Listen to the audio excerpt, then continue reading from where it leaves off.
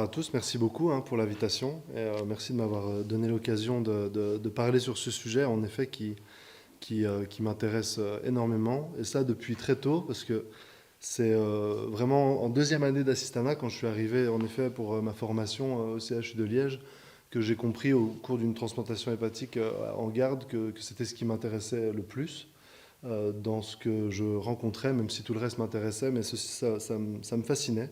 Et pourquoi, en fait, cette chirurgie hépatique, alors, dont fait partie la transplantation, me fascinait? Parce qu'en fait, c'est un challenge à de multiples aspects, mais c'est une chirurgie digestive majeure. La chirurgie digestive m'a toujours particulièrement intéressé. C'est une chirurgie potentiellement hémorragique, alors le but, c'est pas de s'amuser puisque ça saigne, mais c'est plutôt de l'éviter.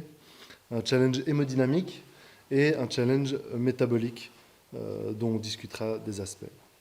Alors, moi, ici, j'ai pas voulu faire un cours de 2 heures sur comment prendre en charge une chirurgie hépatique ou un patient qui a une hépatopathie, mais plutôt de discuter de ce qui a pu évoluer ces dernières années, ces 10 dernières années, et ce qui est encore de l'ordre du débat aujourd'hui dans toutes les prises en charge de ces patients qui bénéficient d'une chirurgie hépatique ou qui souffrent d'une hépatopathie. Alors, l'une des premières choses pour la chirurgie hépatique dont j'aimerais parler, c'est un des thèmes justement sur lesquels je travaille le plus. C'est une des casquettes que j'ai au CHU, c'est d'être à la tête, si je puis dire, avec le chirurgien référent de l'organe de travail en réhabilitation améliorée en chirurgie hépatique.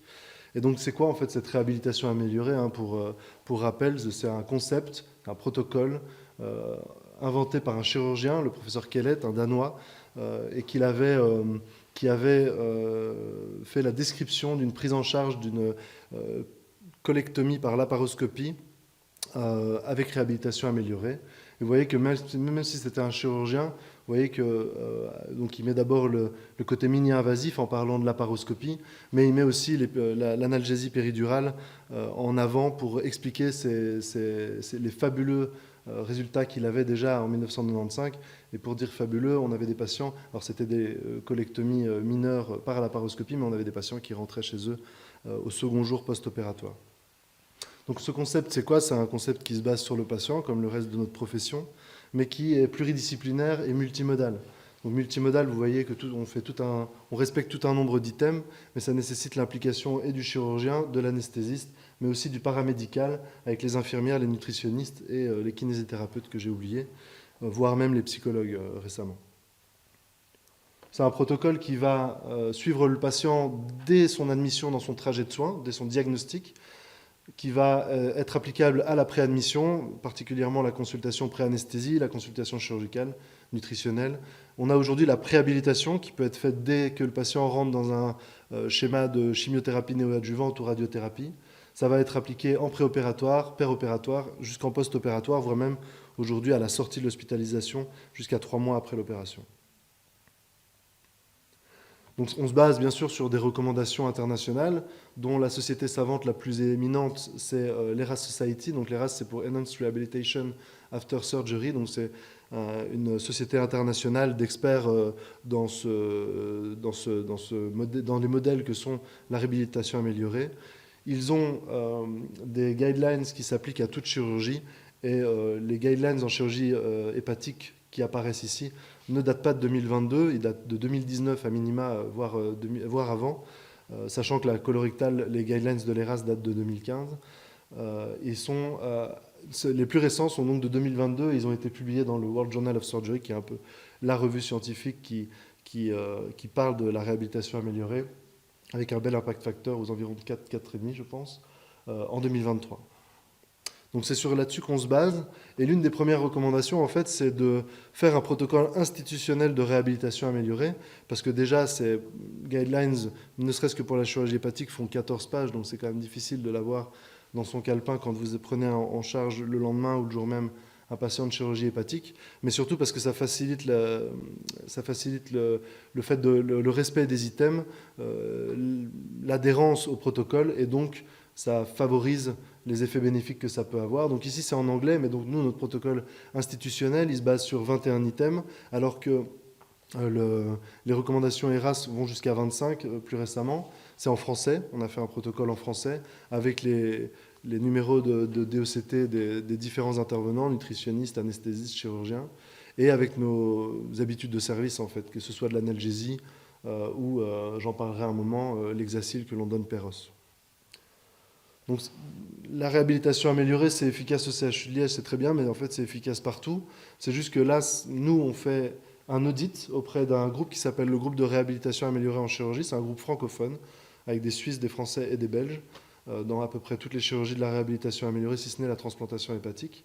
Et vous voyez qu'en fait, plus on va respecter d'items, de recommandations, et plus notre morbidité va être moindre. Alors, ça peut être critiquable, puisque les patients chez lesquels on peut respecter le plus d'items sont les patients chez lesquels la chirurgie est d'autant plus simple. Mais néanmoins, on voit très clairement qu'entre le patient qui était tout seul, chez lequel on a pu respecter 13 items, et qui a malheureusement compliqué, et les autres chez lesquels on respecte beaucoup d'items, la différence est marquante. Et donc moi, la raison pour laquelle Vincent Bonin m'a pensé à moi pour venir vous parler de ça, c'est parce que j'ai fait une publication dans une revue scientifique qui est chirurgicale, mais ça vaut ce que ça vaut, Surgical Endoscopy, avec un impact factor à 3,8, et qui montre en fait les résultats de l'implémentation de notre protocole au CHU. Donc c'est un protocole qui a été implémenté en décembre 2020, avec les 21 items que je vous ai brièvement exposés avant, et avec cette labellisation par le groupe GRACE. Et donc en fait on fait un audit, on inscrit les patients dans une base de données à chaque fois qu'un patient est opéré et réadmis, fait une complication, voire décède. Et on va avoir, de par ce biais, déjà un retour de par GRACE qui va nous donner une certification ou non. On va nous avoir un retour sur nos propres résultats, et on va avoir envie d'avoir un meilleur respect des items, voire même parfois ça va être un rappel pour certains patients. Ici, on a pris deux cohortes de 75 patients, 75 avant décembre, 75 après. Vous voyez qu'on est passé d'une médiane de 14 à 17 items, ce qui en médiane est significativement positif, avec particulièrement la remobilisation, la réalimentation précoce, l'absence de cathéter urinaire en post-opératoire immédiat. La morbidité, on est passé de 45 à 25%, et cela, c'est seulement, puisqu'elle était déjà faible avec 45%, au prix d'une diminution du taux d'iléus de 25, donc un patient sur 4 à 5%. Et la durée médiane de séjour est passée de 4, qui était déjà excellent en chirurgie hépatique, toutes confondues, j'ai oublié de le dire, majeur, mineur et laparotomie et laparoscopie, à 3. Alors pour parler des items de réhabilitation améliorée, il y en a certains pour lesquels je suis particulièrement sensibilisé, et le premier c'est la dénutrition. Donc la dénutrition, c'est quelque chose qui est sous-diagnostiqué, sous-évalué, donc sous-traité par définition.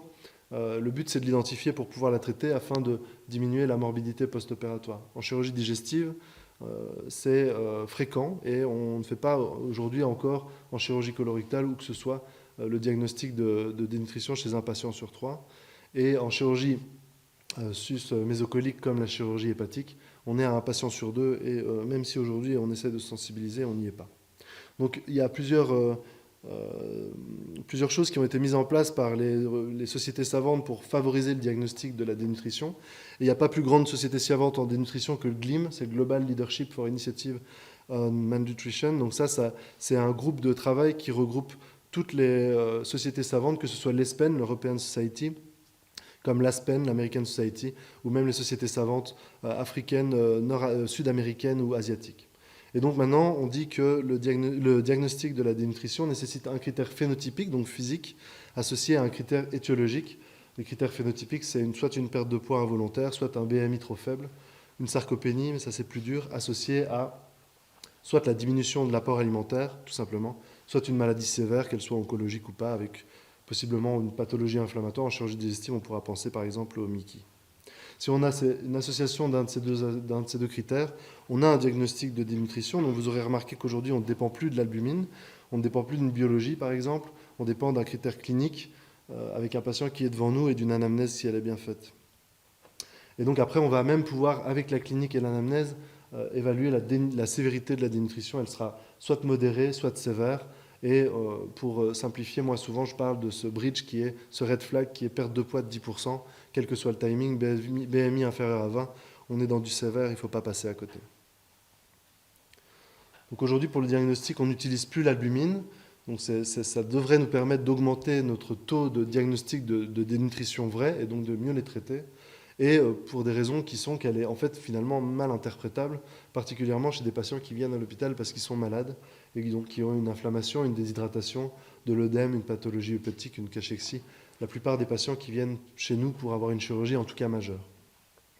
Ça ne veut pas dire qu'on ne peut plus utiliser cette albumine, puisqu'une albumine inférieure à 30 peut bien sûr être le signe d'une dénutrition sévère. Mais néanmoins, ça ne doit plus être utilisé pour le diagnostic. Je pourrais passer un cours entier sur comment traiter cette dénutrition, mais ça n'a pas beaucoup changé sur les dernières années finalement. C'est plus souvent appliqué, mais ça n'a pas vraiment changé. Mais en gros, les patients verts sont des grades nutritionnels 1 et 2. Ils ne sont pas dénutris, mais vous voyez quand même qu'on doit penser à la renutrition si la chirurgie est oncologique digestive, particulièrement si c'est une chirurgie majeure. Et si le patient est en rouge et dénutri, on pourra, soit si la chirurgie n'est pas à risque de dénutrition, c'est le grade nutritionnel 3, ne faire la renutrition que si on a le temps, puisqu'il faut au moins 7 à 10 jours. Et le grade nutritionnel 4, c'est un patient dénutri qui vient pour une chirurgie majeure à haut risque de dénutrition. Celui-là, on devra parfois reporter la chirurgie, voire l'hospitaliser pour mettre une microsonde d'une alimentation parentérale. Mais comme je vous disais, ça n'a pas beaucoup évolué sur les 5 à 10 dernières années. Par contre, le poids de l'immunonutrition, lui, est plus lourd, est plus important. Alors l'immunonutrition, vous voyez, avant c'était un consensus qui était de grade, je ne sais plus trop, mais inférieur en tout cas à 60% dans les nouvelles recommandations de l'ESPEN qui datent de 2021. Vous voyez qu'on est sur un consensus de 89%. Le niveau de preuve est toujours faible, mais néanmoins le consensus est plus important. Surtout, en chirurgie cancérologique abdominale, grosse chirurgie oncologique. Alors ça consiste en quoi cette immunonutrition? Pour rappel, c'est finalement une immunonutrition dont le rapport calorique, donc l'apport calorique est le même, à peu près 600 calories avec 2 sachets, un le matin, un l'après-midi, ça ne remplace pas l'alimentation habituelle. Mais il y aurait donc cette arginine, acide aminé, qui permettrait une meilleure cicatrisation. Des acides gras... Hop là, pardon. Ah, merci. Des acides gras oméga 3 qui permettraient, ça c'est le niveau de preuve est encore un peu plus faible, de diminuer les réactions pro-inflammatoires, et des nucléotides qui permettraient une meilleure réplication cellulaire et donc potentiellement aussi une amélioration de l'immunité et de la cicatrisation. Surtout les risques de fistules anastomotiques en chirurgie digestive. Et donc c'est sur la morbidité infectieuse que le niveau de preuve est le plus élevé. Et en fait, là où l'intérêt est grand, c'est que, c'est à prendre avec des pincettes, mais ce n'est que 30 € finalement plus cher. Les compléments nutritionnels en Belgique ne sont pas remboursés par quelque assurance que ce soit. Et donc on est à 55 € pour des compléments nutritionnels pendant 7 jours, une dizaine de sachets ou de berlingots, et on est à 85 € pour l'immunonutrition. Donc l'intérêt premier, c'est qu'en chirurgie digestive et oncologique majeure, ça peut être intéressant pour 30 € de plus, entre guillemets, mais surtout qu'il faut passer par une diététicienne et que sa prise en charge, un diététicien ou une diététicienne, et que la prise en charge spécialisée du diététicien sera un plus et pourra être d'autant plus efficace que les 5 minutes qu'on peut prendre dans une consultation pré-anesthésie. En passant à d'autres recommandations de la réhabilitation améliorée en chirurgie hépatique, on a une qui peut avoir particulièrement évolué, c'est finalement la prise en charge de l'analgésie. La péridurale thoracique, et c'est toujours le cas dans les recommandations puisqu'elle est mise en première, a toujours été le gold standard en chirurgie hépatique. Néanmoins, l'analgésie multimodale, dans les recommandations 2022 publiées en 2023, a pris une importance plus grande. Et donc, on doit aujourd'hui pouvoir se poser la question de savoir, va-t-on aller vers la péridurale thoracique ou pourrait-on utiliser une manière d'analgésie locorégionale déjà moins invasive, mais aussi presque tout aussi efficace, ou en tout cas efficace. Alors chez nous, on a pris le parti de l'analgésie locorégionale périphérique. Pourquoi? D'abord parce que moi je travaille dans un CHU et donc les cas sont souvent majeurs. On a des hépatectomies qui sont rarement ce qu'on appelle des wedges. Ça va souvent vers l'hémi-hépatectomie, voire l'hémi-hépatectomie étendue. Donc on a quand même une difficulté à anticiper une altération de l'hémostase dont le risque n'est jamais nul. D'autant que, comme je vous ai dit, on a quand même une durée médiane de séjour qui est faible. Vous avez vu que je vous avais montré, après la mise en place en décembre 2020, en 2021, on avait une médiane de séjour à 3, et vous voyez que l'année dernière, on est arrivé à 2. Donc, toute chirurgie confondue, bien sûr, on fait de plus en plus de laparoscopie, mais vous imaginez bien que mettre une péridurale pour un patient qui reste en médiane de 48 heures, et même pour un patient qui reste 4 jours finalement, ça peut être remis en question, d'autant que vraisemblablement, l'analgésie que nous, on propose est efficace. Alors ça consiste en quoi? En fait, on fait assez systématiquement maintenant un 4 cadrans, parce que le risque de conversion est existant de toute façon, avec un TAP sous-costal associé à un bloc qu'on fait très postérieur au niveau du triangle de Jean-Louis Petit, et donc on pourrait considérer que c'est presque un carré des Lombes. Alors vous me direz, c'est certainement pas suffisant, je suis tout à fait d'accord, et donc c'est pour ça qu'on ne fait pas que ça, bien entendu. Et là vient, alors vous aurez peut-être entendu que nous, à Liège, on est très lidocaïne, c'est un peu la mecque de la lidocaïne intraveineuse. Voilà, faut savoir l'utiliser. Nous, en tout cas, c'est assez systématique. Pourquoi? Parce que ça a été insufflé par le professeur Jean Joris, avec qui travaillait dans le même service dans lequel je suis et qui, lui, ne croyait quasiment qu'en ça. Et donc, maintenant, néanmoins, on peut l'utiliser en chirurgie hépatique, mais il ne faut pas oublier que le métabolisme de la lidocaïne est hépatique. Il dépend de la phase 1. Ces métabolites sont actifs, mais la lidocaïne aussi. Et donc, si la métabolisation dans les hépatopathies ou dans les chirurgies hépatiques majeures est altérée, la lidocaïne la concentration au site effectif de la lidocaïne va être majorée, et ses effets secondaires aussi. Je ne vous en fais pas la liste, vous les connaissez aussi bien que moi, mais néanmoins, cela doit rester en tête dans une chirurgie hépatique majeure. Après, on peut aussi savoir que la littérature ne fait que nous rassurer finalement avec cette utilisation de la lidocaïne en hépatectomie. On a une belle étude sortie l'année dernière dans un journal dont le niveau de la puissance est relativement modéré, mais dont les résultats sont assez élégants. Pourquoi? Parce qu'ils ont fait des prélèvements donc des dosages de lidocaïne sérique, et on voit, c'est dans toutes des hépatectomies par laparotomie, des hémihépatectomies, donc environ 50% du foie qui est resséqué. Et vous voyez que, oui, certainement, au niveau du T1, ce qui est la résection chirurgicale, on a une augmentation des taux de lidocaïne intraveineuse. Alors ici, il ne disait pas, et c'est là où elle est très critiquable, s'il clampait ou pas le pédicule hépatique, mais on avait une augmentation de la lidocaïne sérique, des taux de lidocaïne sérique, mais sans jamais arriver à un taux de toxicité. Et ce taux de toxicité, il le mettait au niveau avec une évaluation de l'EEG et donc de l'encéphalopathie que peut créer la lidocaïne intraveineuse. Puis on a surtout cette étude sortie en janvier 2023, l'année dernière, dans Anesthesiology. Là, on est sur une puissance qui est quand même bien plus importante et qui nous disait que la lidocaïne intraveineuse est une option acceptable pour l'analgésie multimodale. Néanmoins, eux parlent de l'utilisation seulement opératoire et dans des conditions de sécurité comme les nôtres, au bloc opératoire. Néanmoins, chez nous, on le fait un peu, on le met en post-opératoire tout simplement, scopé. Mais on a une confiance assez importante dans la capacité de nos chirurgiens à estimer la fonction du parenchyme hépatique qui n'aura pas été resséqué grâce à la scintigraphie et autres. Néanmoins, si on avait le moindre doute, on diminuerait ou on arrête alors la dose. Une autre modalité analgésique, c'est les AINS. Les AINS ont très longtemps été contre-indiqués en chirurgie hépatique. Alors c'était toujours de grosses hépatectomies et par laparotomie jusqu'à il y a relativement assez précocement. Néanmoins, cette grosse étude, quand même sortie en 2021, peut être rassurante. C'est une méta-analyse qui reprend quand même 2500 articles et qui montrait que les 3 types de complications que sont l'hématome, la reprise chirurgicale précoce et la transfusion périopératoire ne sont pas significativement différentes quand on a une utilisation d'AINS dans un groupe chirurgical hépatectomie versus pas d'AINS. Il n'y a pas la différence entre les coxibles et les non-cox, puisque c'était des études qui évaluaient les uns ou les autres, mais néanmoins, que ce soit pour l'une ou l'autre des molécules, la différence n'était pas significative. L'acide tranexamique, alors là on sort des recommandations de réhabilitation améliorée, mais de certaines choses que l'on fait assez systématiquement en chirurgie hépatique, jusqu'à en tout cas il y a peu. L'acide tranexamique est toujours indiqué en chirurgie hépatique, que ce soit transplantation ou résection. Après, il a fait parler de lui, il est toujours assez systématiquement, voire même annuellement, remis un peu en question.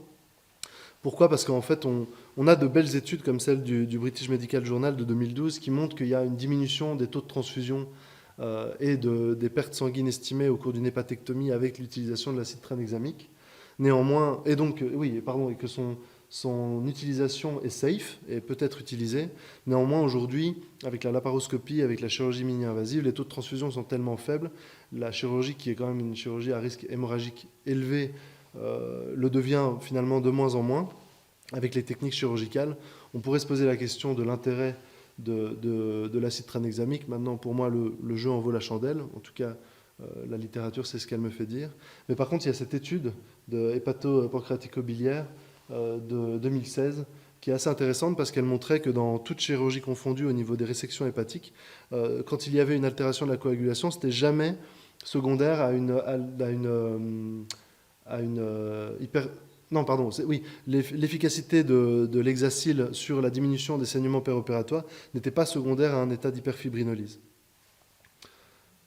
Non, vous m'avez compris. Il n'y avait pas d'hyperfibrinolyse dans les résections hépatiques et donc l'acide tranexamique, s'il était efficace, n'avait pas un effet sur la fibrinolyse. Et donc cet acide tranexamique, on pourrait se poser la question de le faire ou pas. Nous ici au CHU, plus récemment, la nouveauté que l'on fait, c'est en fait qu'on décide de le faire, puisque pourquoi pas, mais de le faire à moindre coût. On parle de bioéconomie et en fait on parle de l'utilisation. Alors là j'ai mis une étude de mes confrères avec lesquels je travaille, et qui ont en fait fait une étude de non-infériorité de l'utilisation de l'hexacyl Peros en pré-narcose versus l'hexacyl IV, avec une biodisponibilité de 50%. Et donc si vous donnez 2 grammes H-2 d'hexacyl avant une chirurgie à risque hémorragique élevé comme une prothèse de hanche, vous avez une non-infériorité de l'efficacité de l'hexacyl sur le saignement péropératoire et post-opératoire, et le taux de transfusion. Et donc nous, on a pris le pari d'appliquer cela et pour un coût médical qui est 2 fois moindre à peu près. 4 comprimés, vous êtes à un prix 2 fois moins élevé que 2 ampoules d'hexacyl. Alors la chirurgie hépatique, si vous en avez fait, si vous avez l'habitude d'en rencontrer, vous connaissez peut-être la manœuvre de Pringle, c'est-à-dire que le chirurgien va faire un clampage hépatique quasiment complet, il va faire un clampage du ligament hépato-duodénal et donc du cholédoque, mais aussi certainement de l'artère hépatique commune et de la veine porte. Et ça, il va le faire pour permettre de limiter l'hémorragie au site de résection, à la tranche hépatique. Il va faire d'abord un préconditionnement de 5 minutes et il va faire ensuite des déclampages de 5 minutes entre chaque phase de 15 à 20 minutes. Donc ça a une répercussion hémodynamique d'abord. Il y a d'abord une stimulation des barorécepteurs de l'artère hépatique commune, donc on a une augmentation de post-charge, puis une diminution du retour veineux de la veine porte, donc une diminution de précharge. On a une tension qui fait yo-yo, et même au déclampage, vous aurez une réaugmentation de la précharge, mais une redistribution du volume sanguin dans les 13% que représente le foie dans le volume sanguin total. Et donc vous avez en fait un patient qui va faire du yo-yo, d'autant plus que c'est un patient, et j'en parlerai après, qu'on va garder relativement sec, et qui va donc avoir des pertes insensibles, une diurèse qu'on compense peu, voire des pertes sanguines. Donc c'est des variations hémodynamiques majeures secondaires à ces clampages, mais aussi et surtout des hyperglycémies importantes qui sont souvent sévères. On arrive souvent à 250 mg par décilitre ou plus, qui nécessitent des traitements par insuline IV qui sont quand même très agressifs, souvent en parallèle avec la lactatémie, et qui sont paradoxalement plus importants chez les non-diabétiques et chez les non-cirrhotiques. Et donc ces hyperglycémies avaient d'abord été mises en évidence chez le chien, chez le beagle, et cette étude de 2010 la mettait en évidence chez les patients humains. Et donc on ne sait pas vraiment l'origine en fait de ces hyperglycémies. C'est certainement une néoglucogénèse, potentiellement une glycogénolyse, donc les deux. Peut-être une lyse cellulaire, mais c'est moins sûr. Et alors on ne sait pas vraiment si ce serait un phénomène compensatoire par l'ischémie hépatique, secondaire à l'ischémie hépatique, ou simplement l'insuline qui, par les sinusoïdes, n'arrive plus aux hépatocytes avec une stagnation du glucose dans les sinusoïdes. Ça reste à déterminer en chirurgie fondamentale animale puis humaine. Alors comme je vous disais qu'il y a des variations hémodynamiques, là quelque chose dont on parle de plus en plus ces 10 dernières années et qui doit aujourd'hui être un gold standard, c'est le goal-directed fluid therapy. Je vous disais qu'on les gardait très secs les patients, et donc aujourd'hui en fait, il y a une dizaine d'années, on devait garder les patients à la PVC la plus faible. Et comme on disait, le remplissage, en tout cas en cristalloïde, avant la fin de la dissection hépatique, était égal à ce qui allait se mettre dans l'aspiration du chirurgien. Donc ça doit toujours être un peu, à l'heure actuelle, quelque chose qui est appliqué. En tout cas, il ne faut pas faire un remplissage agressif, en tout cas avant la fin de la résection chirurgicale, de la tranche de section. Mais par contre, il faut utiliser le Goal Directed Fluid Therapy. Et cette étude Alors je l'ai pas mis, mais c'est ça. Oui, les deux, pardon, sont sortis aussi dans Hépato-pancréatico-biliaire. C'est quand même une grosse revue chirurgicale et montrer que le Goal Directed Fluid Therapy n'était pas responsable de plus de saignements péropératoires et de plus de transfusions que la cohorte dans laquelle la pression veineuse centrale était la plus faible et était maintenue la plus faible. Vous voyez que vous n'avez pas non plus de différence de morbidité par contre dans les deux cas. Pour ce qui est de la glycémie, le traitement est le même, en péropératoire, c'est de l'insuline. Alors après, la nouveauté, et c'est de la nutrition finalement, c'est la charge glucidique préopératoire. Je ne sais pas si vous en aurez déjà entendu parler, mais c'est quelque chose qui a vraiment commencé à faire ses preuves. Alors par contre, comment dire, les effets bénéfiques sont relativement modérés, puisque vous n'allez pas changer le taux de complications post-opératoires, mais vous allez changer des choses comme l'amélioration du confort du patient, de la réaction de stress à l'anticipation à la chirurgie, l'appréhension, mais aussi diminuer les durées moyennes médianes de séjour en chirurgie abdominale, probablement un effet incrétine avec une reprise de transit peut-être accélérée, mais aussi et surtout diminuer les résistances à l'insuline post-opératoire. Ça a été maintenant assez décrit. Donc je reviens sur la charge glucidique. En quoi ça consiste? C'est 400 ml le matin de l'intervention ou à H-2 de liquide très sucré. Alors ça peut être du jus de pomme, c'est l'équivalent de glucose 12,5% per os. Et ça permet en plus, et ça a aussi son niveau de preuve, de faciliter même la vidange gastrique. 400 ml de clair permet de faciliter la vidange gastrique jusqu'à 45 minutes avant l'induction de l'anesthésie.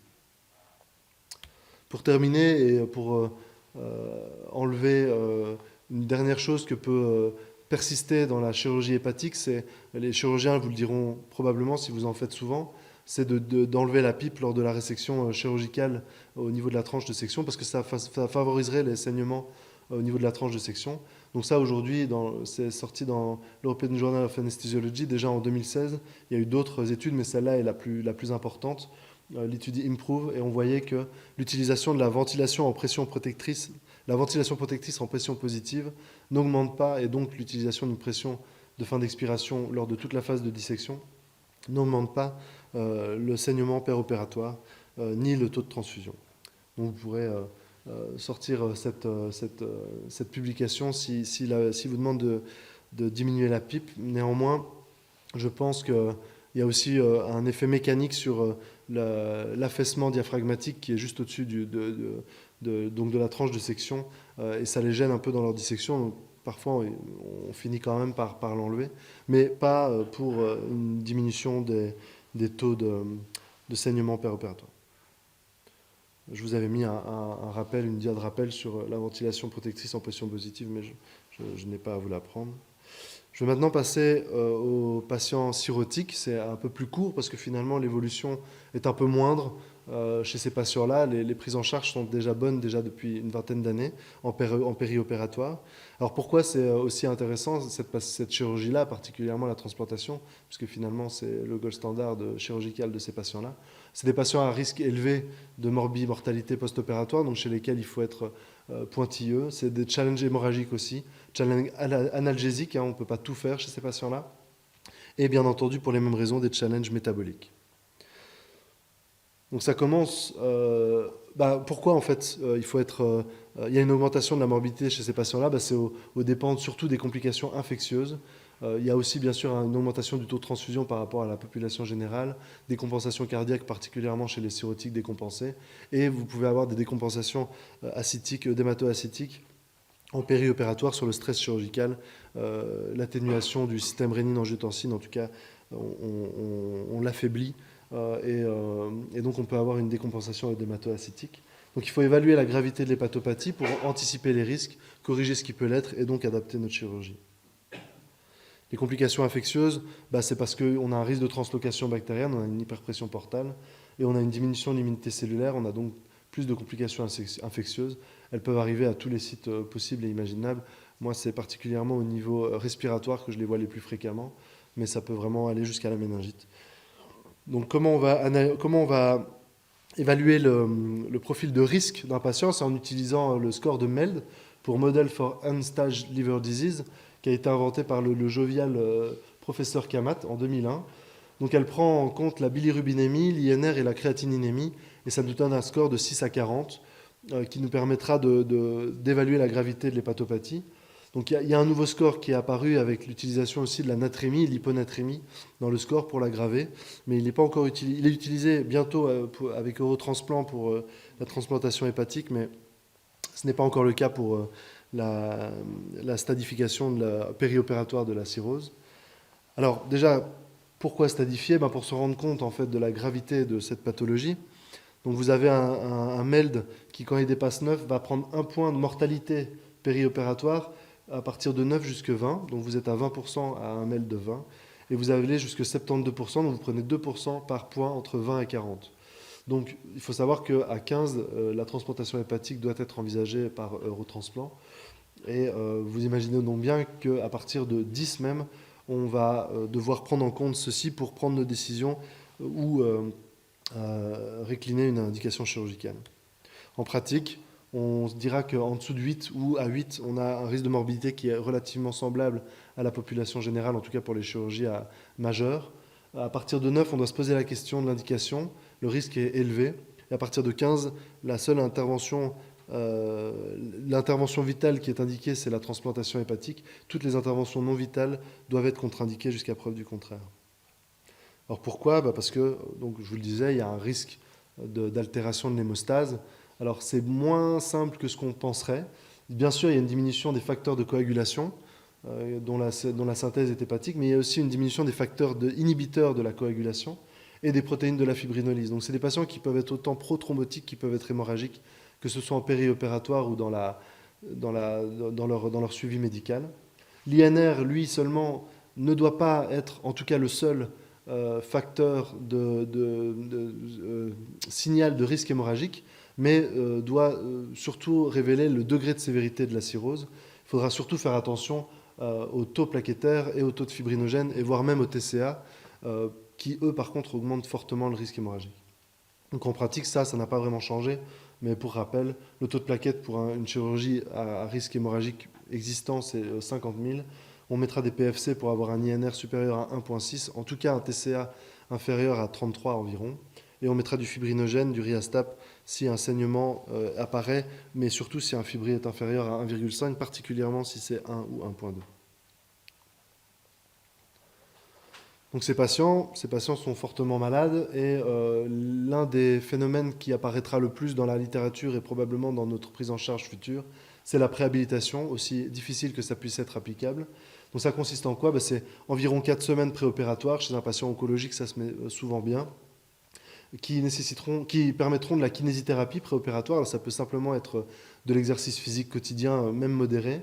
On aura un sevrage chez le patient cirrhotique, un sevrage éthylique, qui nécessite 4 semaines pour diminuer quand même par 2 la morbidité post-opératoire, a fortiori infectieuse, à peu près au même titre que le tabac, mais qui permettra d'être plus appliqué si une prise en charge pluridisciplinaire est faite, avec un suivi psychologique qui permettra un meilleur sevrage, mais aussi une optimisation du traitement, un suivi nutritionnel et un bilan global si on veut une écho transthoracique, une gastroscopie ou tout autre. Donc je vous parlais d'état nutritionnel parce que ce patient cirrhotique, on en revient à l'un de mes dadas aussi, ce patient cirrhotique, il a une dénutrition extrêmement fréquente. Tout à l'heure, je vous parlais de 50% de dénutrition environ chez les patients qui viennent pour une chirurgie sus-mésocolique. Ici, on est au-dessus, on a à peu près 60% des patients qui sont de Child-Pugh-C, donc à environ MELD supérieur à entre 10 et 15 à minima. On aura 60% de dénutrition chez ces patients. Donc c'est comme chez les autres, il faudra l'identifier pour pouvoir la traiter de la même manière pour diminuer la morbidité post-opératoire. Le diagnostic, c'est le même, mais alors c'est d'autant plus compliqué. C'est un patient chez qui le BMI sera très critiquable, un patient qui aura de l'œdème, de l'acide, qui parfois ne mettra pas en évidence la perte de poids. Les protéines sériques, il faut d'autant plus les oublier. Elles sont synthétisées par le foie, elles sont donc ininterprétables, en tout cas pour la nutrition, et pas pour la sévérité de la cirrhose. Donc le mieux serait la calorimétrie et l'évaluation par imagerie de la sarcopénie, mais c'est très difficile en pratique clinique, si ce n'est peut-être la calorimétrie qui sera peut-être un gold standard en nutrition dans les prochaines années. Donc ce qu'il faut rechercher finalement pour le moment, c'est la même chose. C'est une perte de poids de plus de 10%, un BMI inférieur à 20 ou une diminution des apports. Ce qui va avec cette dysfonction métabolique, c'est bien sûr la métabolisation hépatique de tout ce qu'on utilise en anesthésie, mais aussi en dehors. Donc On a d'abord une altération de la phase 1, la hydroxylation-oxydation, par le cytochrome P450. Ça, c'est ce qui apparaît le plus précocement. Ensuite, une altération de la phase 2 dans les phases les plus avancées. Mais s'y ajoute aussi une hypoprotéinémie avec une hypoalbuminémie, et donc une augmentation de la fraction libre des molécules, de la plupart en tout cas. Une hypertension portale avec une diminution du premier passage hépatique. Donc pour les cirrhoses avancées, vous aurez une diminution de l'excrétion biliaire, une augmentation de la fraction libre et une augmentation de la biodisponibilité. Et donc, bien entendu, une augmentation du potentiel d'action, mais aussi de la toxicité et du risque de surdosage. Je ne vais pas vous faire un cours sur la pharmacologie et la cirrhose, parce que ça prendrait aussi 1 heure ou 2. Mais par contre, je vous ai mis quand même ce papier qui est en français, qui fait 2 pages et demie avec la biblio 3, et qui est vraiment très très bien fait sur l'adaptation médicamenteuse en cas d'insuffisance hépatocellulaire, et qui est open access. Donc je reviendrai juste seulement sur quelques molécules, et la première c'est les benzodiazépines. Les benzodiazépines, c'est vraiment la bête noire du patient qui a une cirrhose, en tout cas quand elle est avancée. Pourquoi? Parce qu'elle peut peut-être pas triguer, mais aggraver une encéphalopathie hépatique préexistante, qui existe déjà sur une hyperammonémie ou sur une hyponatrémie préexistante. Mais elle peut vraiment aggraver avec son effet GABA, GABA-off, l'apparition d'une encéphalopathie hépatique et donc l'apparition de cet œdème à bas bruit au niveau cérébral. Donc vous voyez que c'est quand même quelque chose qui est connu depuis un certain temps. En 2008, dans la revue Gut, qui est une grosse revue quand même de gastroentérologie, on parlait déjà de la pathognomonie de cette encéphalopathie hépatique et donc de l'intérêt, de l'impact des benzodiazépines là-dedans. L'un des peut-être des événements majeurs qui pourraient arriver, on le présente comme le Saint Graal, mais on nous présentait aussi la dexmédétomidine comme le Saint Graal, restera à voir l'application clinique. Mais il y a le rémimazolam, je ne sais pas si vous en aurez déjà entendu parler, et qui permettra aussi d'être très intéressant chez le patient qui a une hépatopathie avancée. Pourquoi? Parce qu'elle ne dépend pas de la métabolisation hépatique, elle dépend de la métabolisation par les estérases tissulaires de type 1, il y en a 2, et c'est celle de type 1. Alors chez 1% des patients, on pourra avoir finalement une accumulation par un déficit enzymatique des estérases tissulaires, mais c'est 1 seul % des patients, alors que l'utilisation d'une benzodiazépine en plus de courte durée d'action pour une sédation procédurale ou une sédation en réanimation qui n'est pas dépendante du métabolisme hépatique pourrait être intéressant. Néanmoins, en tout cas chez nous, on ne l'utilise pas encore, si ce n'est peut-être ça va arriver en chirurgie, en neurochirurgie ou en colonoscopie aussi.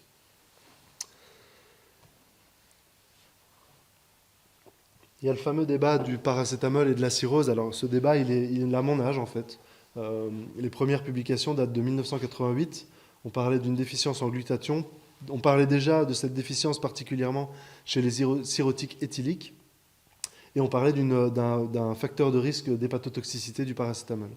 Alors aujourd'hui, bien sûr, elle existe toujours. Néanmoins, elle a pu être, pour la période périopératoire, elle a pu être un peu démonkée. On peut utiliser aujourd'hui le paracétamol à 15 mg kg, à 4 g par 24 heures, en dehors du patient qui est en attente de transplantation hépatique, qui a une hépatopathie aiguë ou décompensée. On pourra utiliser en fait cette molécule, même en post-opératoire d'une hépatectomie, en post-opératoire d'une transplantation hépatique, avec, vous le voyez, des taux de cytolyse qui sont relativement semblables, si ce n'est peut-être à J4. Donc on parlera de 3 jours au mieux de traitement par paracétamol haute dose. On ne parle pas de 2-3 grammes par jour. On parle de la dose maximale des 4 grammes à 15 mg kg. Et donc on parle d'une utilisation qui peut être intéressante et qui doit être le palier 1 finalement de notre analgésie multimodale.